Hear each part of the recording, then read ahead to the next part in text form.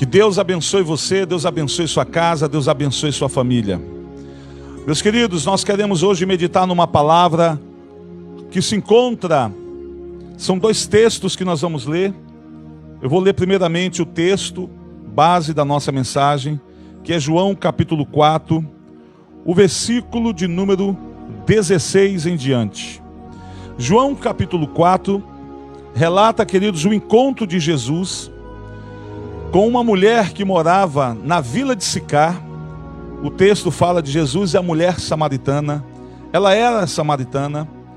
E os samaritanos tinham uma rixa, uma briga com os judeus, por algo que aconteceu lá no passado, quando Israel se dividiu, ficou o reino do norte para um lado, o reino do sul para outro. E um desses reinos, queridos, fez de Samaria a sua capital. E depois que eles novamente se uniram, eles abandonaram Samaria. Esse foi um dos motivos que levou os samaritanos, queridos, a terem raiva dos judeus, porque eles se sentiram usados por ele, os judeus vieram usar sua região, fizeram deles a sua capital e depois não ficaram com eles, foram embora. Enfim, esse e dentre outros motivos, tá? Então, queridos, nos tempos de Jesus, havia ainda esta rixa, esta briga passou de geração a geração. As famílias samaritanas ensinavam seus filhos a terem raiva dos judeus, a não se unirem com os judeus. Na vinda de Jesus à terra, Jesus procurou de todas as formas unir os judeus com os samaritanos.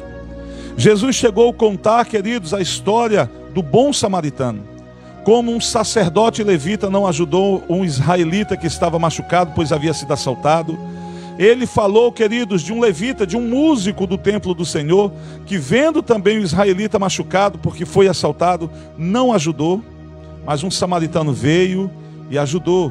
Deu vinho para o homem beber, colocou azeite nas suas feridas, colocou ele sobre o seu animal, levou ele para uma estalagem, uma espécie de hotel daquela época, deixou aquele homem hospedado aos cuidados do dono da estalagem, pagou, queridos, para aquele homem cuidar daquele israelita e disse: eu vou me embora, eu vou viajar, mas quando eu voltar eu vou passar por aqui, e se o tratamento custar além do que eu paguei, na volta eu pago a diferença para você. Jesus tentou de todas as formas unir, queridos. Há um texto no qual Jesus entra numa vila de samaritanos a caminho de Jerusalém, mas os samaritanos vieram e expulsaram Jesus, expulsaram os discípulos de Jesus. Agora Jesus, queridos, por volta ali do meio-dia, ele para junto a um poço que ficava próximo à vila de Sicar, e ele então para ali e diz para os discípulos ir adiante e comprarem comida para eles. E Jesus sabia de antemão que essa mulher samaritana iria naquele horário buscar água. Por que ela ia buscar água meio-dia? O costume das mulheres de buscar água, queridos, era pela manhã cedo, logo cedinho, sabe, queridos, a partir dos primeiros raios de sol, a mulher, ela ia buscar água, era o costume daquela região, daquele povo. Ela buscava água para fazer comida, para fazer outras coisas mais na sua casa. Mas essa mulher buscava água por volta de meio-dia, possivelmente para evitar, queridos, um embate, uma discussão com mulheres, tá, queridos, da sua vila. Porque segundo o texto, queridos, há o momento em que Jesus fala com ela, que é o texto que eu vou ler agora, dá-se a entender que essa mulher vivia uma vida de prostituição, que ela havia se envolvido com maridos de outras mulheres, e por conta disso, ela possivelmente poderia ser hostilizada pelas mulheres na hora de buscar água. Por isso que ela não pegava água no horário normal, de manhã cedo. Ela pegava água numa hora que o sol estava muito quente, que ela sabia que ninguém iria naquela hora porque o sol estava muito quente. Era a hora que ela ia buscar água, para trazer água para sua casa. Então o texto, em João capítulo 4, versículo 16 em diante, Jesus diz assim para ela: vá buscar seu marido, disse Jesus. Ela respondeu: não tenho marido. Jesus disse: é verdade, você não tem marido, pois você já teve 5 maridos e não é casada com o homem com quem vive agora. Certamente você disse a verdade. O Senhor deve ser profeta, disse a mulher. Então me diga, por que os judeus insistem que Jerusalém é o único lugar de adoração? enquanto nós, os samaritanos, afirmamos que aqui no Monte Gerizim, onde nossos antepassados adoraram. Jesus respondeu: creia em mim, mulher. Está chegando a hora que já não importará se você adora o Pai neste monte ou em Jerusalém. Vocês, samaritanos, sabem muito pouco a respeito daquele a quem adoram. Nós adoramos com conhecimento, pois a salvação vem por meio dos judeus. Mas está chegando a hora, e de fato já chegou, em que os verdadeiros adoradores adorarão o Pai em espírito e em verdade. O Pai procura pessoas que o adorem deste modo, pois Deus é espírito, e é necessário que seus adoradores o adorem em espírito e em verdade. Amém, meus queridos? Vamos lá. Jesus então chega ao poço, essa mulher vem buscar água, Jesus pede água para beber, ela diz: como pode você ser judeu e pedir para mim, uma mulher samaritana, água para beber? E Jesus diz: olha, se você beber da água que eu tenho para lhe dar, você nunca mais terá sede. Jesus disse que essa mulher bebesse da água que ele oferecia, do seu interior, queridos, tá? Ela teria na sua vida águas vivas, águas que iriam saciar, queridos, a sua sede espiritual, água que iria saciar toda a ansiedade, todo o sentimento de culpa que ela tinha pela vida que ela vivia. Nesse texto, nós podemos, queridos, aqui ver quando Jesus disse para ela: vá buscar seu marido. E ela disse: eu não tenho marido. Respondeu Jesus: é verdade, você não tem marido. Você já teve 5 maridos. E o atual, o 6º, também não é seu. Mas o que eu queria dizer para você, é bem provável, queridos, que essa palavra fale a respeito de uma vida de prostituição que essa mulher vivia. Ter 5 homens, agora está com o 6º, e Jesus disse: não é seu. E aí você olha para o horário que ela busca água, diferente do horário das mulheres. Então a gente começa então a perceber que isso é bem provável, que essa mulher fosse uma prostituta, uma mulher que se entregasse a homens casados para poder ser mantida por eles, alimentada por eles. Ela possivelmente oferecia seu corpo para poder ter, queridos, dinheiro para se sustentar. Agora ela está envolvida com um 6º homem, e esse homem não é dela também. E aí ela diz: o Senhor deve ser profeta, porque quando Jesus respondeu isso, essa mulher ficou imaginando: como esse homem pode saber da minha vida? Como ele pode saber que eu me envolvi com 5 homens casados e agora estou envolvido com o 6º? Mas na verdade, queridos, esse texto também fala de uma adoração impura que os samaritanos ofereciam a Deus. Porque esse texto também tem a ver com 2 Reis capítulo 17, é um segundo texto que eu quero ler para você.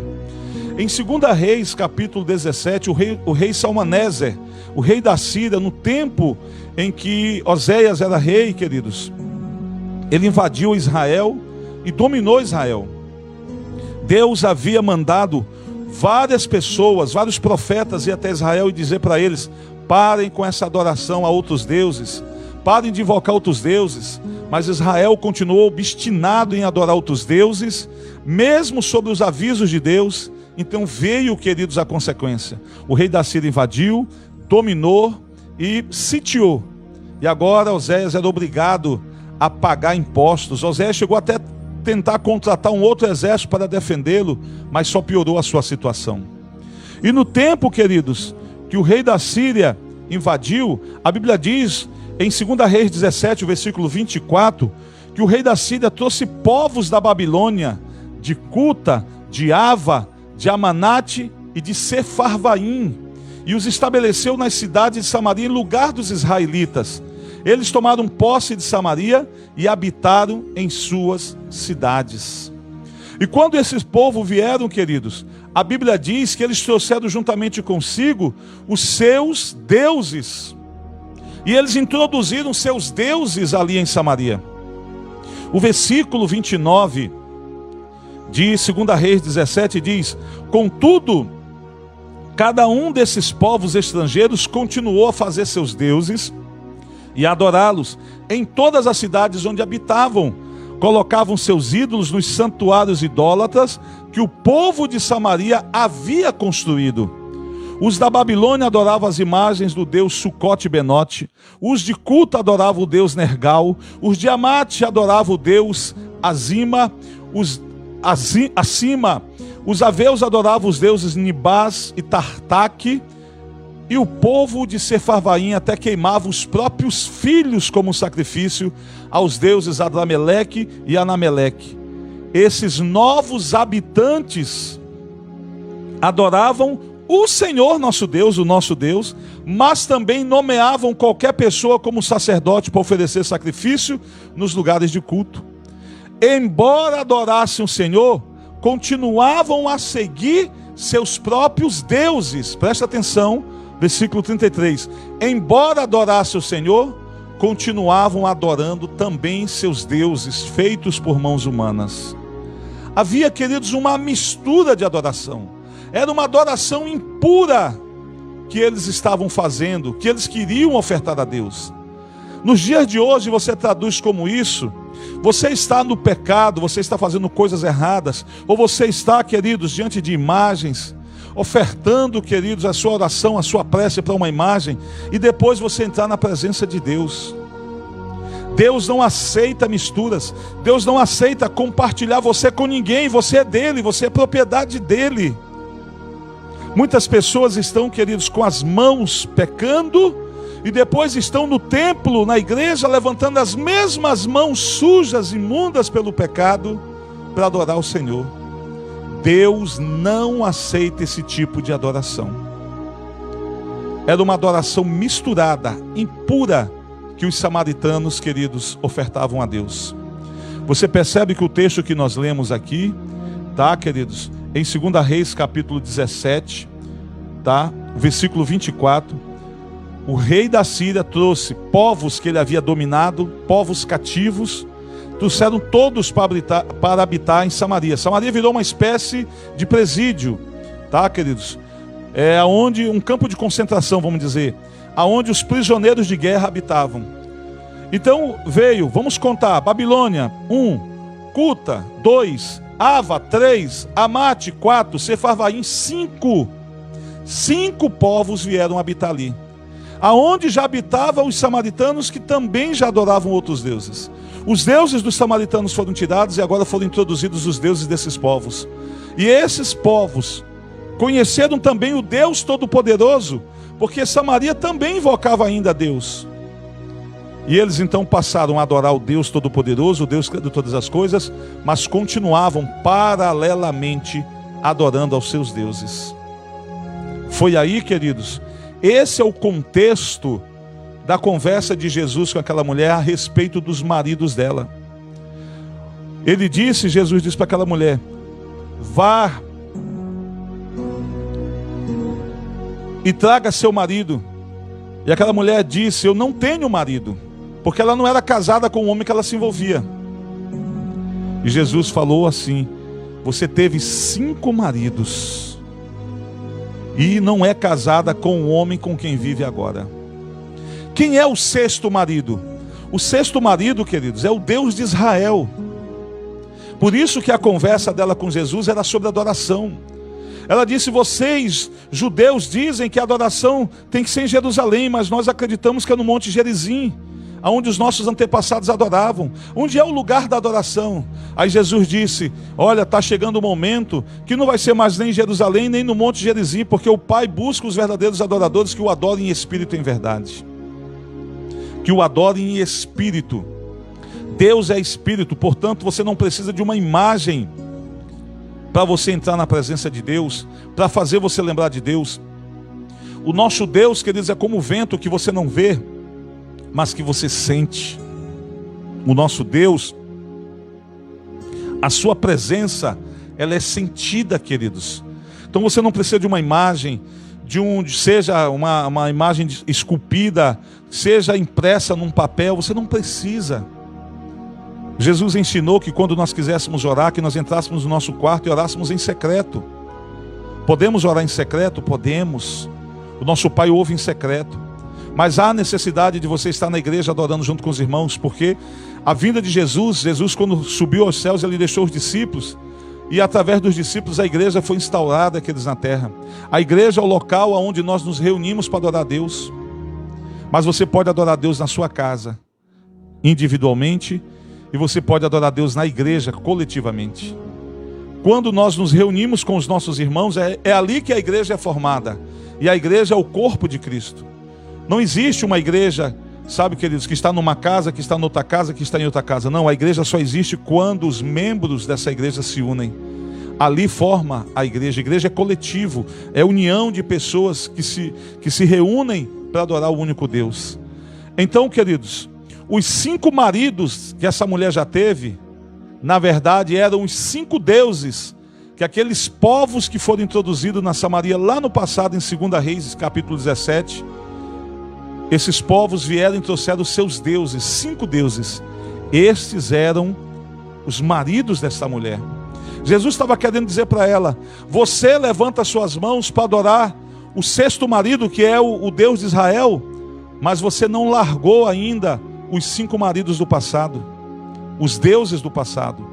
Por isso é que a sua adoração não está chegando no céu.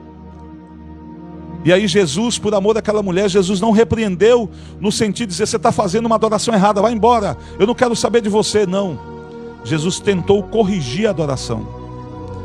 Jesus estava tentando dizer: se desprenda dos 5 maridos, dos 5 deuses que os povos que o rei da Síria trouxe, introduzidos em Samaria. Abra mão deles. Ele estava dizendo isso. E esse 6º que você tem hoje, que você pensa que você tem, você também não tem, porque você tem ofertado a ele uma adoração misturada, impura, contaminada. O Pai busca os verdadeiros adoradores, que o adorem em espírito e em verdade. Em espírito, queridos, significa que você não precisa de nada material, nada físico para entrar na presença de Deus. E em verdade, de acordo com a palavra. Você percebe o que Jesus diz para aquela mulher? Ele logo diz assim para ela: creia, mulher, creia em mim. Está chegando a hora em que já não importa se você adora o Pai neste monte ou em Jerusalém. Vocês samaritanos sabem muito pouco a respeito daquele a quem adoram. Sabem muito pouco a respeito daquele a quem vocês adoram. E aí, queridos, entra algo que eu tenho dito aqui sempre. Nós precisamos conhecer a Deus, para que a gente possa ofertar a Ele o que Ele gostaria de receber. É difícil quando você é convidado para ir no aniversário de uma pessoa que você não tem intimidade, que você só conhece. Aí você pensa: meu Deus, eu vou levar o que para essa pessoa de presente? Eu não sei do que ele gosta. Mas é diferente quando você conhece a pessoa e você sabe: não, ele gosta de tal perfume, de tal marca, de tal empresa, então eu vou comprar um perfume, esse perfume para ele. Ah não, ele torce por tal time de futebol, então eu vou dar uma camisa desse time de futebol que ele torce para ele. Ah, ele gosta muito de ler, então eu vou comprar um livro para dar para ele. Quando você conhece a pessoa na intimidade, você sabe do que ela gosta. Então você tem tudo para dar para essa pessoa o que ela gosta. Queridos, você tem tudo para presentear essa pessoa e entregar a ela um presente, por exemplo, na data do seu aniversário, de uma coisa que ela gosta. Olha só, queridos, hoje em dia nós temos muitas pessoas levantando mãos aos céus em forma de adoração a Deus, mas estão dando a Deus algo que Ele não pediu. Estão tentando dar a Deus, queridos, algo que Ele não gosta, porque o que Ele gosta está revelado na palavra. Precisamos ter mãos limpas e coração puro se quisermos subir ao monte do Senhor para adorá-lo, queridos. Você precisa deixar toda impureza, você precisa deixar todo o pecado, você precisa se separar, se santificar. Em Hebreus, queridos, temos escrito em Hebreus que nós devemos seguir a paz com todos e a santificação, porque sem a santificação ninguém verá o Senhor. E o que é ser santificação? O que é ser santo? Ser santo simplesmente é ser separado do pecado. Toda pessoa que não vive pecando, ela é uma pessoa santa perante Deus.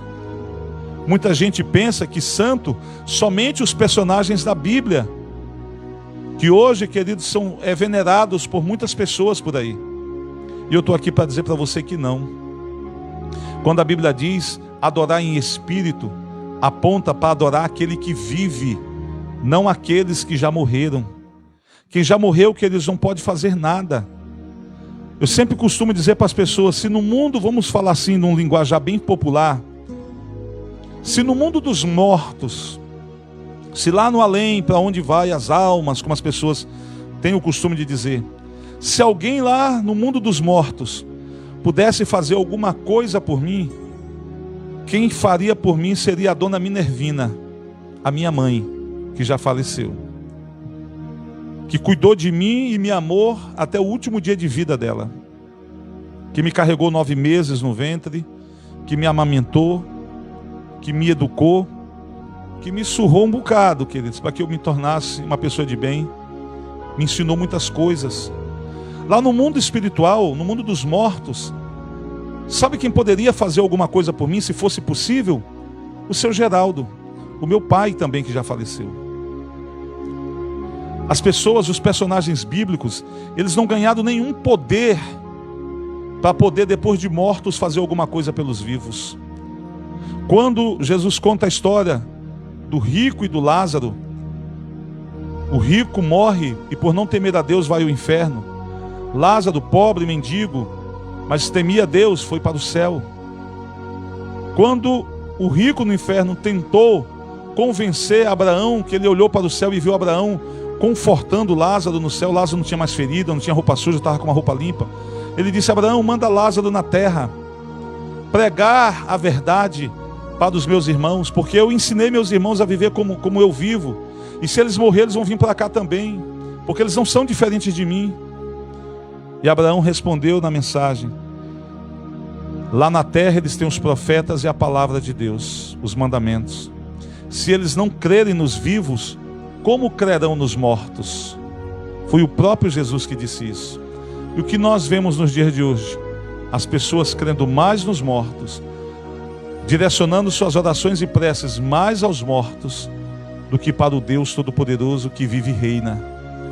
Jesus venceu a morte não pôde detê-lo, a morte tentou segurá-lo na terra, no túmulo, mas não conseguiu, porque o nosso Deus, o Filho do Deus, Jesus é o Filho do Deus vivo, ele venceu a morte por mim e por você. E hoje a Bíblia diz que o único que adentrou o céu foi aquele que de lá desceu, Jesus Cristo. Este sim pode fazer alguma coisa por você. Dirija as suas orações ao Filho de Deus. Use o nome do Filho de Deus, Jesus Cristo, para as suas orações. Invoque o Deus vivo, o Deus Todo-Poderoso, que não está morto, mas que está vivo. Este sim poderá vir ao seu encontro e atender suas orações, suas preces e te ajudar a viver um dia melhor.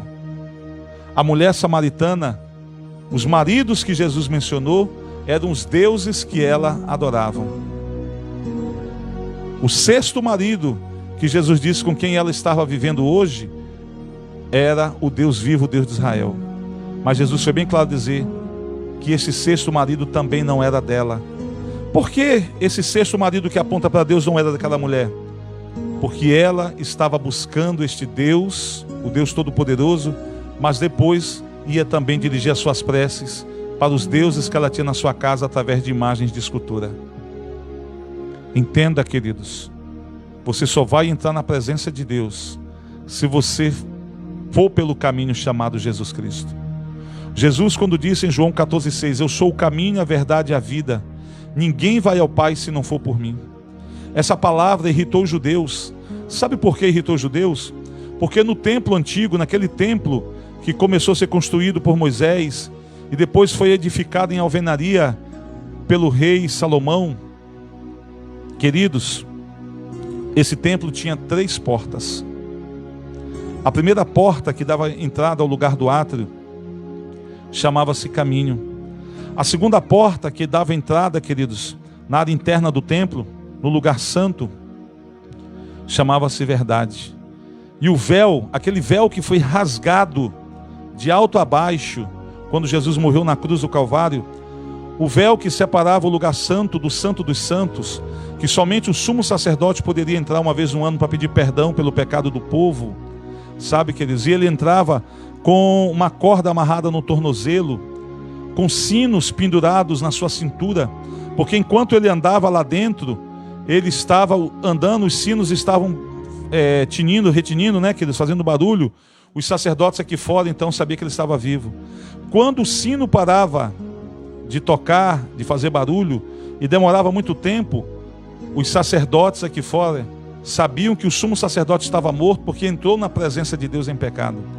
Então, com aquela corda que o sacerdote tinha amarrado a si, os sacerdotes lá de fora puxavam ele por baixo daquele véu, daquela cortina, mas eles não ousavam entrar lá, porque se eles entrassem lá de forma impura, eles também morreriam. E essa cortina que separava chamava-se vida. As 3 portas do templo: caminho, verdade e vida. Quando Jesus diz, eu sou o caminho, a verdade e a vida, ou seja, se vocês quiserem chegar a Deus, vocês têm que chegar a Deus através de mim. Ele usou, queridos, sabe, de uma forma figurada, as 3 portas para apontar para Ele. Que Ele agora, queridos, deveria ser o alvo da adoração das pessoas. Ele agora deveria ser, queridos, sabe, o alvo do olhar das pessoas. As preces, as orações deveriam ser dirigidas a Ele. Então entenda, queridos, Jesus quer receber de você uma adoração verdadeira, pura. Não pode ser uma adoração misturada. Você não pode, queridos, viver uma vida de pecado e querer estar no altar da igreja. Você não pode, queridos, viver uma vida de qualquer jeito e depois estar na igreja. Em todo caso, é melhor ir na igreja impuro do que não ir.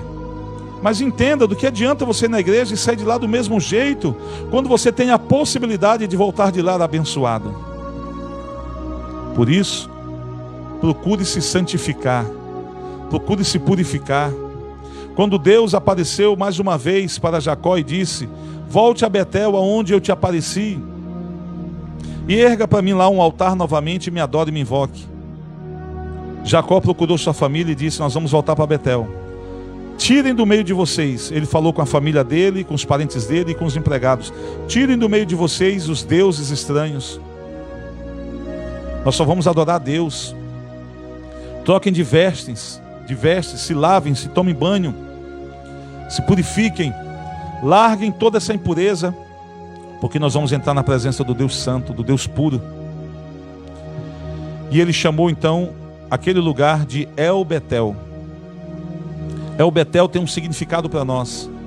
É o lugar quando você passa a entender como Deus quer ser adorado. É o lugar que você passa a compreender quem é Deus.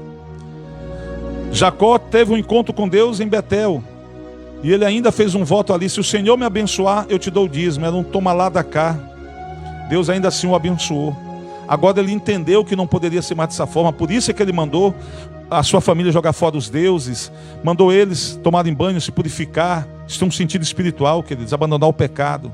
Para que a gente possa ofertar a Deus uma adoração espontânea e uma adoração que Ele vai aceitar. Eu quero deixar essa palavra para você no dia de hoje. Eu quero que você entenda e compreenda, queridos, que nós não podemos viver como aquela mulher samaritana vivia, que estava, queridos, envolvida com idolatria e depois queria dar a Deus uma adoração. Nós não podemos ser dessa forma. Amém? Que Deus te abençoe, que Deus te guarde, que essa palavra fique no seu coração, em nome do Senhor Jesus. Paz seja convosco.